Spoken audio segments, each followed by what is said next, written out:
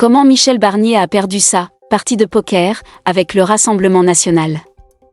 Le Premier ministre a enclenché le 49.3 pour faire passer le texte budgétaire de finances de la sécurité sociale. Il devrait être censuré mercredi par la gauche et le RN. À l'Assemblée nationale, on est comme les dindes qui attendent Noël, ironisait la semaine dernière le patron des députés MoDem, Marc Fesneau. Michel Barnier et ses ministres ne devraient donc pas voir les fêtes de fin d'année. Le Premier ministre a engagé la responsabilité de son gouvernement sur le budget de la sécurité sociale, ce lundi, à l'Assemblée nationale.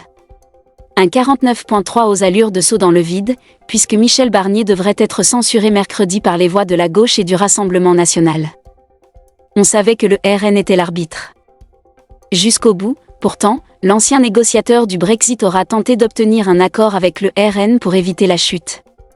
Dans la matinée, le Premier ministre décroche son téléphone pour appeler Marine Le Pen. Et dans la foulée, Matignon publie un communiqué faisant état d'une nouvelle concession dans la liste de courses dressée par la triple candidate à la présidentielle, l'abandon du déremboursement des médicaments en 2025. À midi, dans les couloirs de l'Assemblée, le député RN Philippe Ballard ne peut que donner le point. Ils prennent enfin en considération nos 11 millions d'électeurs aux législatives. Michel Barnier semble s'offrir un peu d'air. Mais c'est sans compter l'appétit de glouton du premier groupe à l'Assemblée nationale. Car quelques minutes avant la séance, Marine Le Pen passe devant les journalistes pour rappeler une énième ligne rouge. Nous avons déposé un amendement sur le renoncement à la désindexation des retraites. À charge pour le gouvernement de l'accepter ou de ne pas l'accepter. Un peu plus loin, l'élu du groupe Lio et ex-macroniste Paul Molac fait la grimace. En mettant Barnier à Matignon, on savait que le RN était l'arbitre. On en arrive aujourd'hui à ce jeu de poker menteur entre les deux. Barnier, c'est pire que Borne et Attal. Le suspense prend fin vers 15h30, quand Michel Barnier monte à la tribune. Le Premier ministre évoque un moment de vérité, en s'adressant à la représentation nationale. À vous de décider si notre pays se dote de textes financiers responsables, indispensables et utiles. Ou alors si nous entrons en territoire inconnu. Avant d'activer le 49.3, Michel Barnier presse les élus de préférer l'avenir de la nation, par rapport aux intérêts particuliers. Sur son banc, Marine Le Pen fait la moue, les bras croisés. À aucun moment, l'indexation des retraites n'a été évoquée. Sans surprise, Mathilde Panot annonce très vite le dépôt d'une motion de censure. Il aura mercredi à la fois le déshonneur et la censure, prédit la patronne des Insoumis. Elle pointe notamment les concessions faites au RN sur les taxes sur l'électricité ou sur l'aide médicale d'État. Sans surprise non plus, le RN annonce qu'il votera la censure. Barnier, c'est finalement pire que Borne et Attal. Il y a un côté hypocrite. Il donne des miettes pour faire croire à un geste, mais derrière, c'est le même mépris, grince l'élu RN Thomas Ménager. Il a joué en pensant qu'on ne censurerait pas. On a pourtant été clair sur l'indexation des retraites.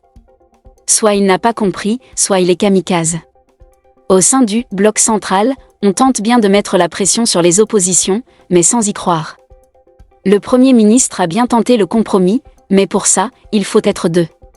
Or le RN avait toujours plus de demandes. Et la gauche a refusé de se mettre à table, regrette le macroniste Jean-René Cazeneuve. Son collègue Éric Woerth ajoute, ce n'est pas l'échec de Barnier, il a fait ce qu'il pouvait sans aller à l'excès.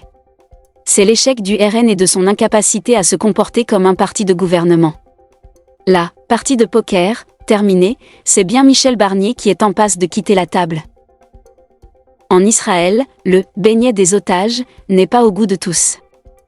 Le ruban jaune, symbole de soutien aux otages israéliens, se retrouve désormais sur une pâtisserie qui a suscité la controverse. Créé par un pâtissier de Tel Aviv, un beignet surmonté d'un ruban jaune, symbole en Israël de la solidarité avec les otages du 7 octobre, est au cœur d'une polémique. La tradition des beignets de Hanouka, fête juive célébrée cette année du 25 décembre au 2 janvier, permet chaque année aux pâtissiers israéliens de faire assaut d'inventivité. Cette année, la boulangerie 96 de Tel Aviv est allée un peu plus loin, en proposant le soufganiya à tout fin, en français, beignet des otages. L'initiative a notamment choqué Noam Dan, une proche d'Ofer Calderon, un otage franco-israélien. Dans une tribune publiée par The Marker, supplément économique du quotidien Haaretz, elle y voit un signe de la banalisation de la plus grande catastrophe de l'histoire de l'État d'Israël. Les otages aimeraient pouvoir manger des beignets. Le ruban jaune, accroché sur les habits ou porté en collier, se retrouve partout en Israël. Mais cette fois, sa présence sur un symbole de bonheur gustatif reste en travers de la gorge. Horrible, de mauvais goût, les otages aimeraient pouvoir manger des beignets dans les tunnels de Gaza. Une étoile jaune pourrait aller avec le beignet. Sur Internet, les commentaires fusent sous un message de la pâtisserie peinant à convaincre avec son argument que, même durant la fête, les clients n'oublient pas les otages. Sur les 251 personnes enlevées en territoire israélien lors de l'attaque du Hamas le 7 octobre 2023, 97 sont toujours captives à Gaza, dont 35 ont été déclarées mortes par l'armée.